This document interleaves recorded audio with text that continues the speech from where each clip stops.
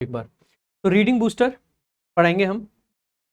कल नहीं पढ़ा पाए थे, बहुत ज़्यादा एग्जॉस्टेड थे कल, तो मतलब अंदर से फील नहीं आ रहा था। और मुझे लगता है कभी भी कोई काम सिर्फ इसलिए नहीं करना चाहिए क्योंकि लोगों को लगता है कि आपकी ड्यूटी है तो कर दो। जब करो तो मन से करो, एनर्जी के साथ करो, मज़ा आ जाए, है ना। आज बढ़िया है। देखो एक बार पैसेज आपका यहाँ से स्टार्ट होता है और एक एक पूरा पैसेज को पढ़ेंगे, समझेंगे। 2 स्लाइड के अंदर है, दूसरी स्लाइड ये है आपकी, ये नहीं है, ये दूसरी स्लाइड है। फिर इसके बाद में क्वेश्चंस हैं, है ना। देखो एक बार, coffee is believe to have originated in Ethiopia as the legend of Kaldi, a goat herder tells of goats becoming energetic after eating berries from a coffee plant. समझना एक बार, कहा गया है कि कॉफी इज बिलीव्ड, ऐसा माना जाता है, इट इज बिलीव्ड। ठीक है, कहने का मतलब ये कि इट इज बिलीव्ड, ऐसा माना जाता है कि कॉफी जो है वो ओरिजिनेट हुई है। टू हैव ओरिजिनेटेड यानी कि ये पास्ट में ओरिजिनेट हुई है। अब देखो टू प्लस है प्लस वर्ब की थर्ड फॉर्म, इसको परफेक्ट इन्फिनिटिव कहते हैं। और परफेक्ट इन्फिनिटिव का प्रयोग हम तब करते हैं जब हम किसी पास्ट के एक्शन की बात करें, क्योंकि बिलीव आज किया जाता है, लेकिन कॉफी का ओरिजिन कब की बात है, पास्ट की बात है। तो ये पास्ट का एक्शन है, इसीलिए हमने क्या लगाया है, परफेक्ट इन्फिनिटिव लगाया है। ठीक है, लाइक मैं अगर आपसे ये कहूं कि it is believed to be true, तो इसका मतलब है कि ये तो नॉर्मल इन्फिनिटिव है, 2+V1 आ गया सिंपल। तो इसका मतलब है कि ऐसा माना जाता है कि ये सही है, ये प्रेजेंट में माना जाता है। It is believed to have been true, इसका मतलब है कि पास्ट में सही माना जाता, ऐसा माना जाता है कि ये पास्ट में सही होता था, यानी कि उसका सच होना पास्ट है। तो प्रेजेंट पार्टी मतलब प्रेजेंट में आपका जो होता है क्या बोलते हैं, इन्फिनिटिव, सिंपल वाला और परफेक्ट वाला। तो परफेक्ट इन्फिनिटिव बोलते हैं। जैसे मैंने कहा इट इज, या Radhika is believed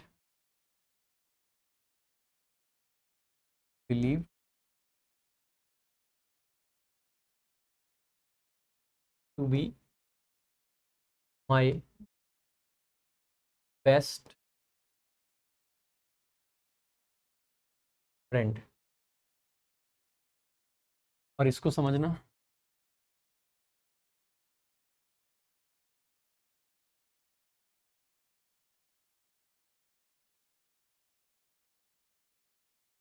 is believed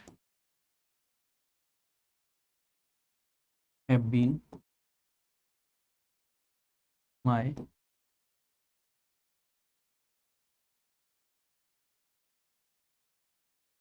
देखो एक बार समझने का प्रयास करना भाई दोनों वाक्यों को। राधिका इज बिलीव्ड, ऐसा माना जाता है कि राधिका क्या है, to be my best friend. तो 2+V1 सिंपल इन्फिनिटिव है, कब की बात कर रहा है, प्रेजेंट की। ठीक है, तो ऐसा माना जाता है कि राधिका मेरी बेस्ट फ्रेंड है, सिंपल इन्फिनिटिव, ये भी प्रेजेंट है। राधिका इज बिलीव्ड, ऐसा माना जाता है, लोग ऐसा मानते हैं, क्या, 2+हैव प्लस वर्ब की थर्ड फॉर्म, परफेक्ट इन्फिनिटिव है। तो माना अब जाता है, लेकिन ये बात कब की है, पास्ट की। ऐसा माना जाता है कि राधिका मेरी गर्लफ्रेंड थी, दैट्स इट। तो अगर कभी भी ऐसा लिखा हुआ है 2+हैव प्लस वर्ब की थर्ड फॉर्म, इसका मतलब है कि ये जो मेन वर्ब है इससे एक स्टेप पीछे का एक्शन है। जैसे अगर माना आज जाता है तो ये गर्लफ्रेंड कब थी, पास्ट में। अगर यही माना जाता पास्ट में, माना यहां जाता तो गर्लफ्रेंड कब रही होती, पास्ट के भी पास्ट में। इस वाले स्ट्रक्चर में क्या है कि माना कब जाता है, आज, गर्लफ्रेंड भी कब है, आज। अगर माना जाता पास्ट में तो गर्लफ्रेंड भी कब होती, पास्ट में। ठीक है, सिंपल है। अगर सिंपल इन्फिनिटिव आता है तो ये उसी टाइम को रेफर करता है जिस टाइम की हमने यहाँ पे बात करी है मेन वर्ब में। यहीं पे अगर परफेक्ट इन्फिनिटिव आता है तो ये पुराने टाइम को रेफर करता है। ठीक है, तो सिंपल सा है। आगे देखो, तो यहाँ पे यही कहा गया है इट इज बिलीव्ड, ऐसा माना जाता है। क्या माना जाता है, मतलब coffee is believed to have originated, कि वह ओरिजिनेट हुई थी, कब हुई थी, पास्ट में, और कहाँ पे हुई थी, इथोपिया में। ठीक है, डैश द लेजेंड ऑफ काल्दी। अब हम कहना चाह रहे हैं कि जो काल्दी की लेजेंड है, अब देखो इथोपिया क्या है, एक प्लेस है, अगर प्लेस को दिखाना है तो क्या हम वाई लगाएंगे या वैन लगाएंगे या फिर वेयर लगाएंगे। आप कहोगे सर प्लेस को दिखाने के लिए तो वेयर आएगा, विच नहीं, तो वेयर, जहां पर द लेजेंड ऑफ काल्दी, जो काल्दी की कहानी है, लेजेंड का मतलब कहानी होता है, तो ठीक है, तो the legend of Kaldi, a goat herder, यानी कि जो भेड़ चराने वाला, एक तरीके से आप मान सकते हैं गोट हर्डर, टेल्स ऑफ गॉड्स, जो यानी कि कहानी ये कहती है, बताती है। टेल ऑफ समथिंग का मतलब है कोई चीज किस चीज को रिप्रेजेंट करती है, बताती है, दिखाती है। तो टेल ऑफ गॉड्स बिकमिंग, यानी कि गॉड्स जो कि बन जाती थी, क्या हो जाती थी, एनर्जेटिक। तो गॉड्स बिकमिंग, ये गॉड्स नाउन है, इसके लिए एडजेक्टिव है बिकमिंग, पार्टिसिपल, क्या बन जाती थी, एनर्जेटिक। तो गॉड आपका नाउन, उसके लिए एडजेक्टिव बिकमिंग, और क्या बनती थी, एनर्जेटिक। ठीक है, कब बनती थी, तो आफ्टर प्रीपोजिशन है ईटिंग, प्रीपोजिशन के बाद में वर्ब की आईएनजी फॉर्म। ठीक है, ईटिंग, क्या ईट करती थी, बेरीज, और कहां से, फ्रॉम अ कॉफी प्लांट। तो कहा जाता है काल्दी की कहानी के अनुसार कि कुछ जो गॉट थी, बकरियां जो थी, वो एनर्जेटिक हो जाती थी कॉफी प्लांट से बेरी खा के, तो उनको एनर्जी आ जाती थी। काल्दी ट्राइड द बेरीज, तो जो काल्दी था उसने जो बेरीज थी उनको ट्राई किया, एंड फीलिंग अलर्ट, और feeling alert shared them with Monks, और अलर्ट होके उन्होंने, उसने जो मॉन्क्स थे, जो साधु संत थे, उनसे शेयर किया। ठीक है, शेयर किया। दो बेशक द मॉन्क्स इनिशियली रिजेक्टेड, शुरुआत में बेशक जो मॉन्क्स थे, जो साधु संत थे, उन्होंने रिजेक्ट कर दिया, रिजेक्टेड देम एज इविल, कि ये तो खराब चीज है, ये तो ना, जैसे होता है ना धर्म वाली चीजों में अक्सर करके हर चीज को इविल बता दिया जाता है, खराब है, रात को 12 बजे के बाद खाना खाओगे तो खराब है ना, राक्षस खाते हैं टाइप से, तो इविल बता दिया। The aroma from roasting the beans changed their minds, शुरू में उन्होंने मना कर दिया कि ये क्या खराब चीज ले आया है, ये दुष्ट, मतलब वो कहते हैं ना कि कौन सा प्राणी होता है, ठीक है, दुष्ट प्राणी, हे दुष्ट प्राणी, तू ये क्या लेके आया है, तूने हमारी तपस्या भंग कर दी है ना, कुछ इस टाइप से। लेकिन धीरे धीरे जो उसकी अरोमा यानी कि खुशबू, किस चीज में से खुशबू आ रही थी, फ्रॉम रोस्टिंग, उनको रोस्ट करने से, जब उनको रोस्ट करते हैं, बेसिकली भूनते हैं, ठीक है, किसको, बीन्स को, चेंज्ड देयर माइंड्स, उस अरोमा ने चेंज्ड देयर माइंड्स, उनके दिमाग को बदल दिया, माइंड चेंज कर दिया, और क्या कर दिया, एंड, और दे बिगन, उन्होंने शुरू कर दिया, dash the beans into a drink. तो दे बिगन व्हाट, टायरिंग होगा, रोस्टिंग होगा, बॉइलिंग होगा, या ब्रूइंग होगा। कॉफी को ब्रू करा जाता है ना, आपने बार बार सुना होगा, कॉफी या चाय के लिए क्या वर्ड आता है, ब्रू करना होता है, तो ब्रूइंग द कॉफी, तो brewing the beans into a drink, उन्होंने उन बीन्स को एक ड्रिंक में कन्वर्ट करना शुरू कर दिया, to stay awake during prayers.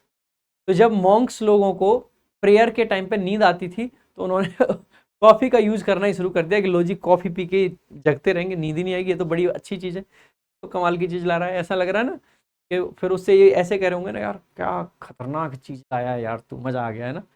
जब किसी नॉर्मल आदमी को पहली बार कुछ नशा वसा मिल जाए तो वो जैसे झूमता है, ठीक है, तो वैसे झूमने लग जाए वो, तो ऐसा ही हुआ होगा यहाँ पे भी।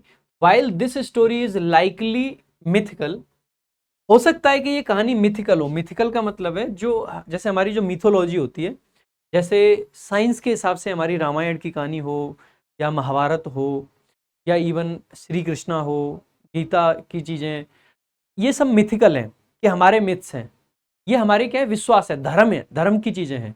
लेकिन साइंस तो इनको सही नहीं मानता है। ऐसे ही यूरोप में भी बहुत सारी मिथोलॉजी है, पूरी ग्रीक मिथोलॉजी है, जहाँ पे इतने बड़े बड़े जो सोल्जर्स से ट्रोजन वॉर हुआ, बहुत सारी चीज़ें हुई, वो भी मिथिकल है। तो इस कहानी को भी मिथिकल कहा गया जैसे बनावटी कहानी है, एक तरीके से मिथिकल का मतलब काल्पनिक कह सकते हैं आप, ठीक है। तो mythical, the coffee plants true origins are traced to the Oromo people of Ethiopia. तो ये कहा गया है कि जो कॉफी प्लांट्स का ट्रू ओरिजिन है, उनका जो ट्रू ओरिजिन है, तो ओरिजिन्स आपका सब्जेक्ट है, आर आपकी वर्ब आ गई, ट्रू ओरिजिन, किस चीज का ट्रू ओरिजिन? कॉफी प्लांट्स का। आर वर्ब आ गई।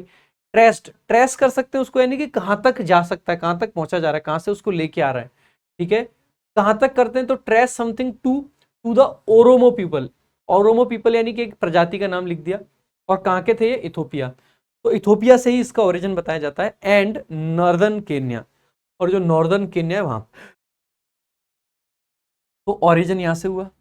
Coffee then travelled to Yemen, coffee वहां से ट्रेवल करके कहां पहुंच जाती है? यमन। अब ऐसा नहीं है कि कॉफी बस में बैठी और चली आई यमन की तरफ, नहीं।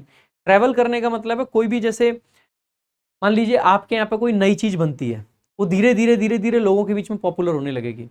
पहले आपके घर में कोई चीज बनेगी, फिर गांव वालों को पता चलेगा यार ये तो बड़ी अच्छी चीज बना रहे हैं, तो गांव वाला एक आध कोई बनाएगा उसको, फिर उसके वहां से आसपास में चली जाती है वो चीज।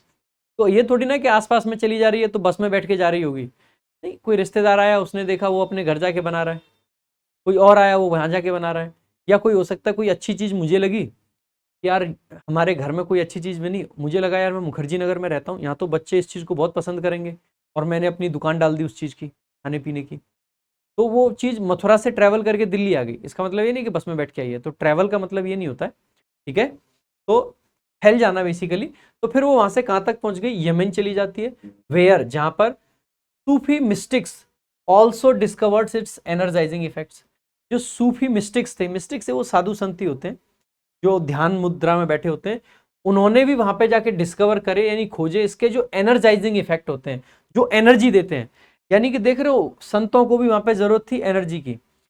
बाई द 15th सेंचुरी, 15वीं शताब्दी तक, यमीन बिगिन डैश कॉफी, तो यमीन ने क्या शुरू कर दिया?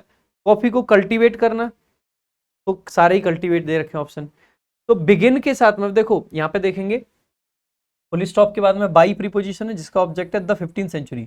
ये बेसिकली क्या दिखाता है? आपका डेडलाइन दिखाता है कि उस टाइम तक यमीन आपका क्या है? सब्जेक्ट है, और बिगन आपकी क्या है? वर्ब है। अब बिगन अगर आपकी वर्ब है तो इसके आगे एक और वर्ब तो लिख नहीं सकते हो।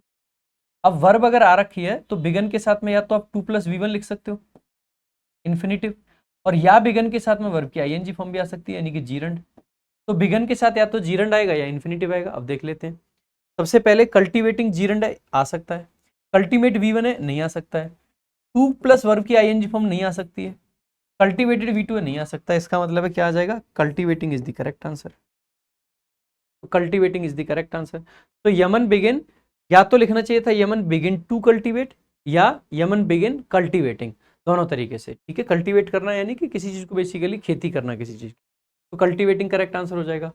विच सून स्प्रेड, जो कि बहुत जल्दी फैल गया, कहां तक फैल गया मेरे भाई? टू पर्सिया, तो स्प्रेड समथिंग टू समवेयर। अच्छा ध्यान देंगे, स्प्रेड की तीनों फॉर्म सेम रहती है, ठीक है। पर्सिया में, इजिप्ट में, इजिप्ट वही जो मॉडर्न मिस्र है आपका, सीरिया में, एंड टर्की में, यानी कि ये पूरा जो आपका मिडिल ईस्ट है यहाँ पे फैल चुका था तब तक, ठीक है, पूरे में। Coffee became central to spiritual life, और जो कॉफी थी वो धीरे धीरे बिकेम, बन गई सेंट्रल, यानी कि वो एकदम उसके मुख्य चीज बन गई। क्या चीज? किस चीज की? Spiritual life. जो लोग स्पिरिचुअल लाइफ जीते हैं, जो धार्मिक जीवन जीते हैं, तो उसमें कॉफी का बहुत बड़ा रोल आ गया। आजकल चाय कॉफी को कैसे देखते हैं, लेकिन देखो यहाँ पर कॉफी स्पिरिचुअल लाइफ में सबसे ज्यादा अफेक्ट करा है सबसे पहले, ठीक है। तो spiritual life and social gatherings, और सोशल गैदरिंग्स में भी कॉफी एक बड़ा रोल प्ले करने लगी, ठीक है, स्पेशली इन कॉफी हाउसेस, और कॉफी हाउसेस भी बन गए, कॉफी हाउसेस विच इमर्ज्ड, इमर्ज्ड होने का मतलब है जो कि चीज का पनपना, जो कि पनपे कब? Dash important social and intellectual hubs, यानी कि ये कहा गया है कि कॉफी जो है धीरे धीरे सेंट्रल हो गई, यानी कि मेन चीज बन गई किसका? स्पिरिचुअल लाइफ का और सोशल गैदरिंग्स का, खास करके कॉफी हाउसेस में, जो कि इमर्ज हुए एक इंपॉर्टेंट सोशल और इंटेलेक्चुअल हब्स के रूप में। तो इमर्ज्ड फ्रॉम भी आता है, इमर्ज्ड फ्रॉम हो सकता है, इमर्ज्ड इनटू नहीं होता है, ठीक है, ये गलत हो जाएगा। इमर्ज्ड एज हो सकता है और दैट नहीं बन सकता है। अब अगर मैं ये कहना चाह रहा हूं कि ये जो कॉफी हाउसेस थे वो सोशल और इंटेलेक्चुअल हब में से बने, तो फ्रॉम आ जाएगा। अगर इसको मैं सोर्स मान रहा हूं, भाई कॉफी हाउस का अगर सोर्स ये है कि इंपॉर्टेंट सोशल और इंटेलेक्चुअल हब, तो फ्रॉम आ जाएगा। लेकिन अगर मैं ये कह रहा हूं कि जो कॉफी हाउस थे वही बन गए अपने आप में एक इंपॉर्टेंट और मतलब इंपॉर्टेंट सोशल और इंटेलेक्चुअल हब बन गए। कॉफी हाउस क्या बन गए? इंपॉर्टेंट सोशल और इंटेलेक्चुअल हब बन गए। का मतलब है, अब आप खुद बताइए, क्या इंपॉर्टेंट सोशल और इंटेलेक्चुअल हब में से कॉफी हाउस बने? नहीं। कॉफी हाउस जहां पे थे ना, अब वहां पे कौन से लोग बैठने लगे? जो थोड़े से ज्ञानी लोग हैं, ज्ञान की बातें करते हैं, क्योंकि स्पिरिचुअल लाइफ में इसका बड़ा रोल था। और दूसरा, जो लोग सोशल होना चाहते हैं, एक दूसरे से बातचीत करना चाहते हैं। तो जो कॉफी हाउस थे वो अपने आप में क्या बन गए? इंटेलेक्चुअल हब बन गए, सोशल हब बन गए। तो इसका मतलब है यहां पे एज का यूज किया जाएगा, ना कि फ्रॉम का। Age. Next, the first coffee house opened in Constantinople. तो कॉन्स्टेंटिनोपल में ये सबसे पहला ओपन होता है 1475 में। कॉन्स्टेंटिनोपल कहां पर है, कौन से देश में है? जल्दी जल्दी बताओ एक बार। कॉन्स्टेंटिनोपल कहां पर है? ये कौन सी जगह है? बताओ जल्दी से। कॉन्स्टेंटिनोपल एक जगह का नाम है, कौन सी जगह पे है ये बताओ एक बार। देखो, इन द 17th सेंचुरी, 17वीं शताब्दी में कॉफी एंटर्ड यूरोप। कॉफी जो है एंटर कर जाती है यूरोप में थ्रू इटली, इटली के थ्रू आती है। Venice open its first coffee house in 1645। जो वेनिस था,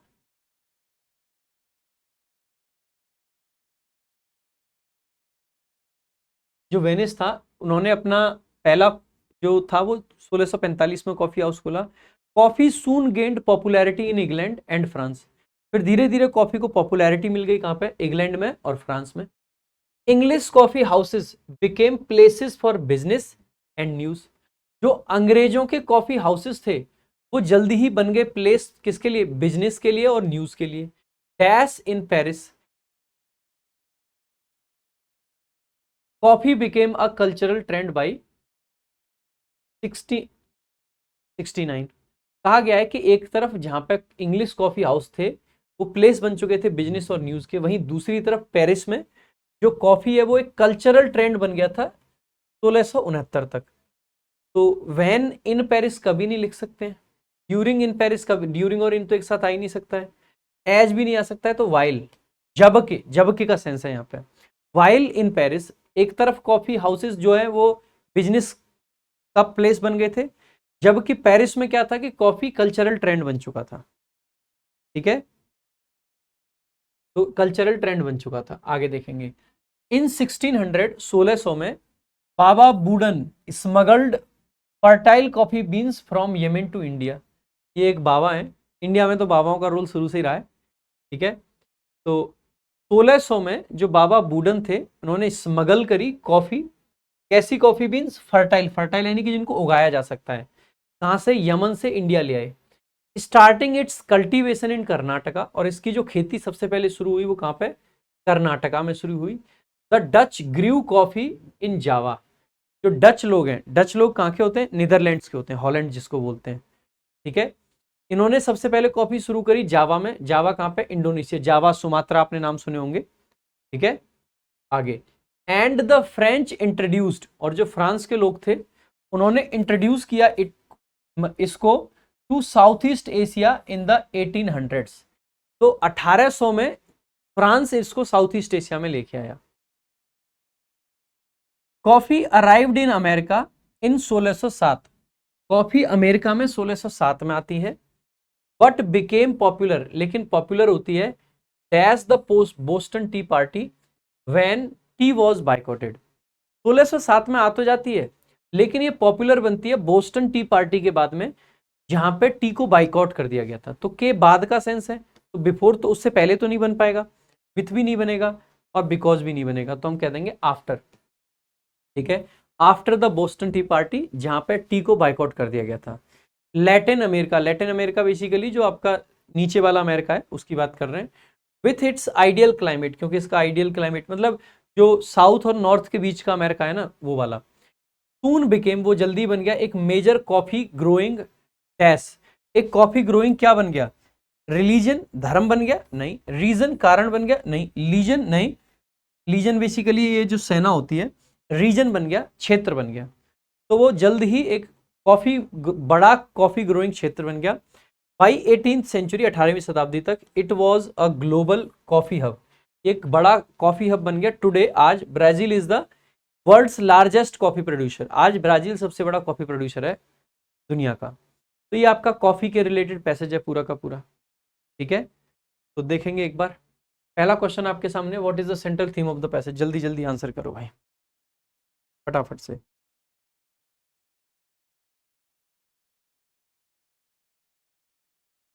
जल्दी जल्दी आंसर करो।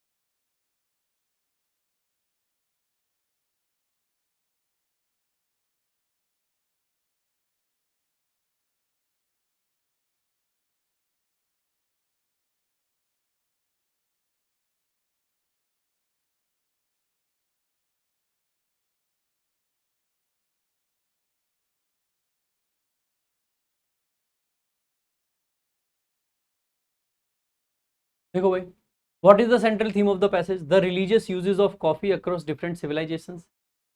रिलीजियस यूजेस से ज्यादा है, पूरा कॉफी की हिस्ट्री है। The economic impact of coffee, बिल्कुल भी नहीं।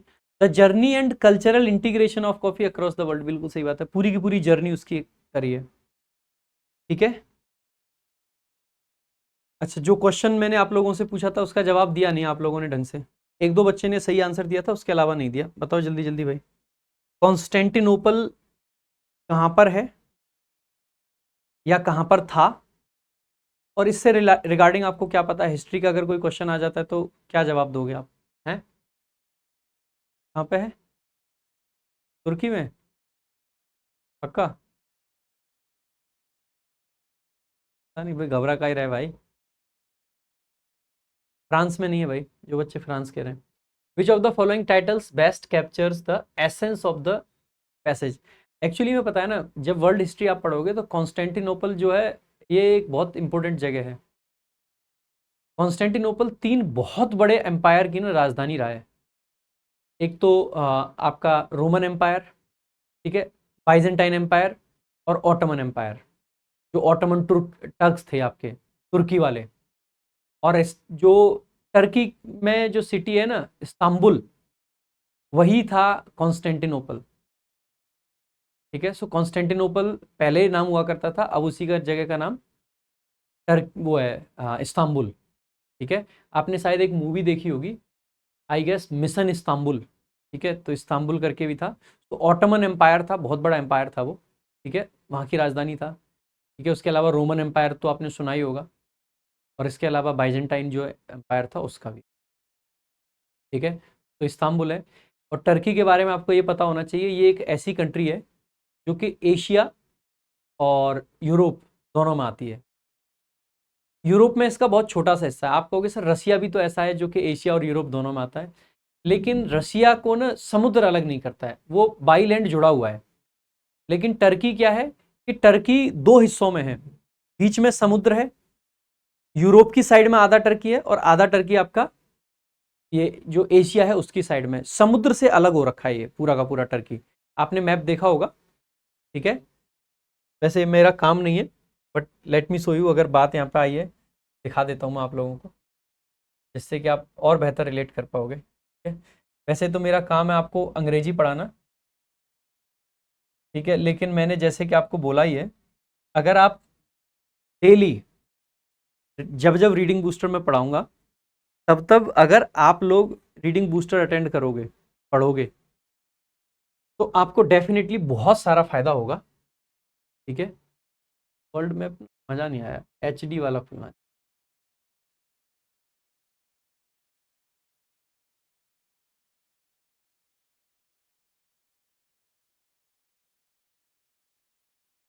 दिख ही नहीं पा रहा है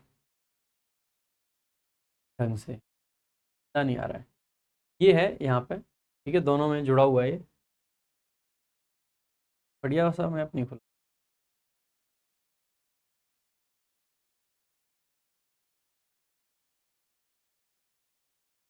मज़ा नहीं आया, मैप में मज़ा नहीं आया है ना। बाकी मैंने आपको बताया है तो अगर आप रीडिंग बूस्टर पढ़ते रहोगे ना तो आपकी नॉलेज ऑटोमेटिकली बूस्ट होगी, न सिर्फ किताबी नॉलेज, बल्कि में समाज की समझ, अपने संस्कारों की समझ, अपनी हिस्ट्री की समझ, वैल्यू सिस्टम इंडिया का क्या रहा है, ठीक है, हर एक चीज़ को ना एक डीप अंडरस्टैंडिंग आपकी बन पाएगी, ठीक है। गूगल मैप वैसे सही आइडिया है खोलने के लिए, तुम बढ़िया बात बताइए किसी भाई ने, सर आप गूगल मैप खोलो, गूगल मैप इसमें मिल जाएगा डायरेक्ट।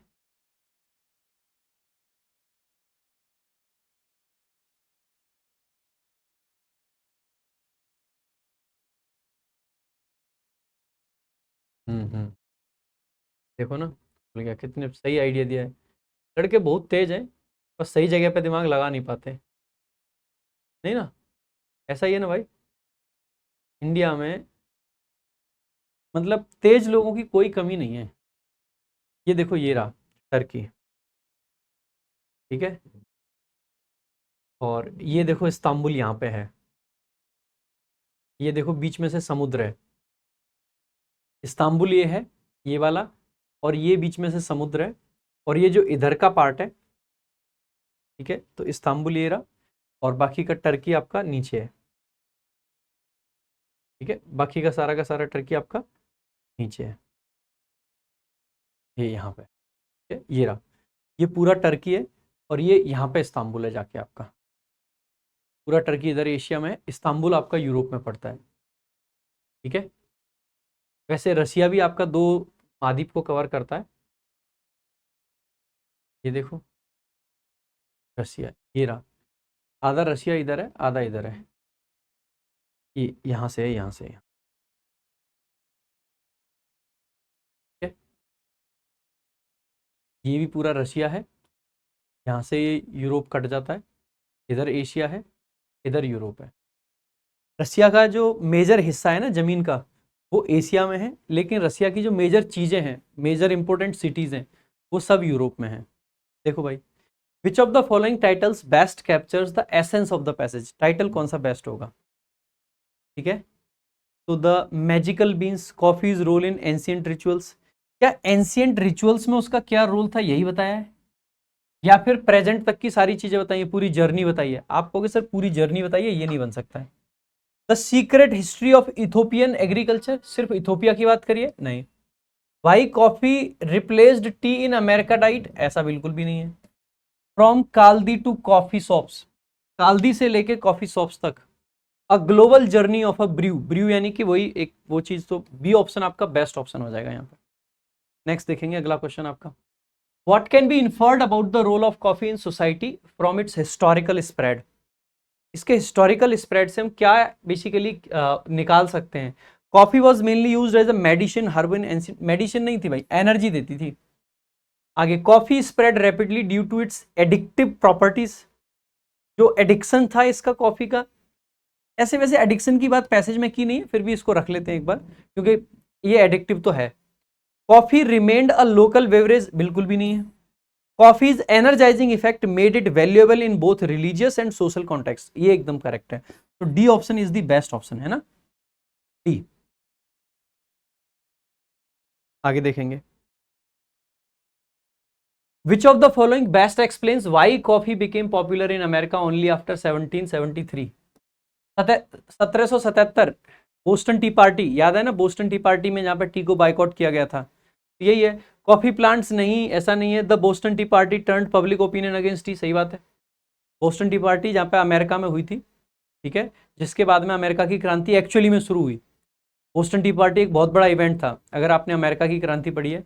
अच्छा, कुछ पैसेज ले लें हम लोग वर्ल्ड हिस्ट्री पे, आपको नॉलेज भी बढ़ेगी, रीडिंग भी आपकी अच्छी होगी। वर्ल्ड हिस्ट्री पे ले लें कुछ पैसेज, उसमें फिल इन द ब्लैंक नहीं रखेंगे, क्योंकि दो स्लाइड में ना उतनी नॉलेज नहीं कवर हो पाएगी। जैसे हमने उस दिन फंडामेंटल राइट्स पर, उस पर कॉन्स्टिट्यूशन पे रखा था ना, वैसे रख लेते हैं कि ब्लैंक नहीं रखेंगे, लास्ट के क्वेश्चंस रख लेंगे और पूरे 3-4 स्लाइड रीड करा देते हैं आप लोगों को। आपकी हिस्टोरिकल नॉलेज भी बनेगी और रीडिंग तो हो ही रही है, नहीं तो रख लेते हैं किसी दिन वर्ल्ड हिस्ट्री पे भी। एक दिन नेपोलियन बोनापार्ट पे रख लेते हैं, वो भी बढ़िया कहानी लगती है मेरे को। मैंने वर्ल्ड हिस्ट्री पढ़ी थी, हिमांशु सर पढ़ाते थे जब हम विजन IAS से मैंने कोचिंग ली थी, मुझे बहुत मजा आता था, है ना। तो मेरे को भी लगता है कि नॉलेज मैं अगर जो थोड़ी बहुत मेरे पास है तो मैं भी उसको आप लोगों को दे पाऊँ, ठीक है। चलो भाई आगे देखेंगे। अगला आपका क्वेश्चन है question number 5। According to the passage where did the first coffee house open? पहला कॉफी हाउस कहाँ पे खुला था? देखो जो पहला पैराग्राफ था उसके लास्ट में दे रखा है कि पहला कॉफी हाउस कहाँ पे खुला था। ये है, the first coffee house opened in Constantinople.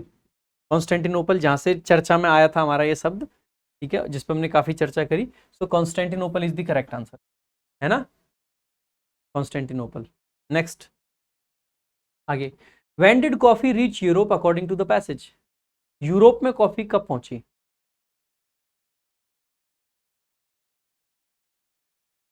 देखो पैसेज में अगर हम देखें तो यहां पे लिखा है in the 17th century coffee entered Europe through Italy. Venice open its first coffee house in 1645। तो 1645 करेक्ट आंसर हो जाएगा। देखो ये 17th सेंचुरी था तो 15th वाला तो नहीं बनेगा, 1475 नहीं बनेगा, ठीक है। ये भी 17th है, ये भी है, लेकिन ये 607 1607 तो वो है ना अमेरिका वाला, तो ये आपका 1645 करेक्ट आंसर हो जाएगा। ये सर आगे the last question, in the sentence coffee then travelled to Yemen where Sufi mystics also discovered its energising effects. What does the word mystic most likely mean? Mystic का मतलब क्या है? Mistake का मतलब क्या है? देखो, a traveller who spreads religion, नहीं। A scientist who studies herbs, नहीं। A merchant who trades religious goods, नहीं। A spiritual person seeking deeper connection with the divine, बिल्कुल सही बात है, लास्ट ऑप्शन। तो ये भाई आपका होता है पूरा का पूरा पैसेज। आई होप आपको अच्छा भी लगा होगा, मजा भी आया होगा।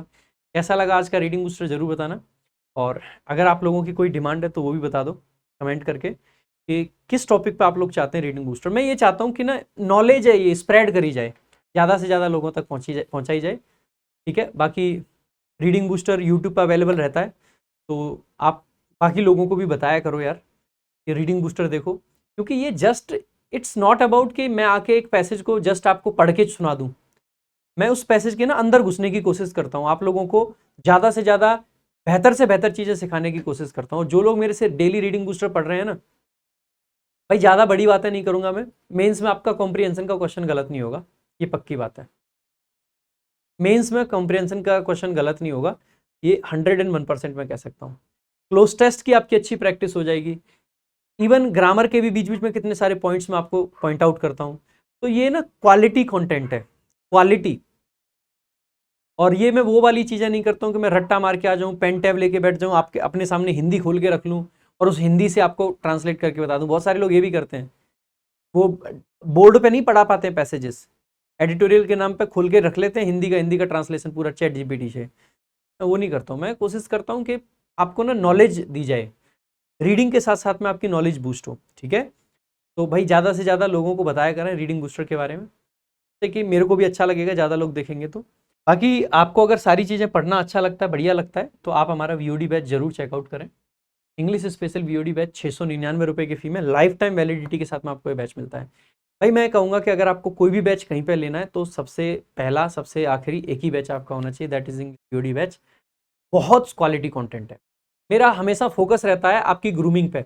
मैं एज अ पर्सन आपको ग्रूम करना चाहता हूँ, मैं एक मतलब एज एन इंडिविजुअल आपको चाहता हूँ कि आप ऊंचाइयाँ छुएं जीवन में। एक टीचर होने के नाते मैं इंग्लिश आपको सिखा दूंगा, दैट्स माई रिस्पॉन्सिबिलिटी, ठीक है, वो मेरी ड्यूटी है, लेकिन वो ना मेरी बाध्यता भी है, क्योंकि जब आपने इंग्लिश के लिए मेरा कोर्स लिया है तो वो तो मैं सिखाऊंगा ही, बट एज अ टीचर मेरी कुछ मॉरल ड्यूटी भी है जो कि मैं वो निभाता हूँ कि अपने बच्चे को ज़्यादा से ज़्यादा बेहतर से बेहतर वैल्यू सिस्टम उसके अंदर डाला जाए, उसके एथिक्स को मजबूत किया जाए, उसके लिए एक मॉरल्स मतलब एक सेट ऑफ एथिक्स बनाया जाए, मॉरल वैल्यूज उसके अंदर डेवलप करी जाए, तो उन चीज़ों का भी मैं प्रयास करता हूँ। तो आप जरूर जुड़े हमारे कोर्स से। बाकी आप इंग्लिश रामबाण और वोकैब संजीवनी दोनों किताबें चेकआउट कर सकते हैं, फ्लिपकार्ट अमेजोन हर जगह अवेलेबल है, बहुत अच्छी किताबें, आप इन किताबों से भी पढ़ सकते हैं।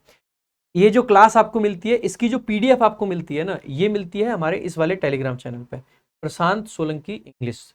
ये टेलीग्राम चैनल है, जरूर ज्वाइन कर लें आज ही के आज। लिंक आपको डिस्क्रिप्शन में और कमेंट बॉक्स में मिल जाएगा, जरूर ज्वाइन करें। बाकी अगर आप हमसे कुछ और पूछना चाहते हैं, जानना चाहते हैं, कोई जानकारी चाहिए, कुछ भी चाहिए, तो प्रशांत सोलंकी इंग्लिश ये हमारा इंस्टाग्राम हैंडल है, आप इससे हमें फॉलो कर सकते हैं। और वहाँ पे आप जो भी मैसेज करोगे, आपको स्ट्रैटेजी जाननी है, आपके अंदर कोई भी चीज़ की लगती है कि इस चीज़ की कमी है, आप वो हमसे बताइए। आपको हमेशा और हमेशा मैं तैयार मिलूंगा बहुत सारी चीज़ों के साथ में। आज के लिए और अभी के लिए इतना ही, मिलेंगे अगली क्लास में। Thank you so much. जय हिंद, जय भारत।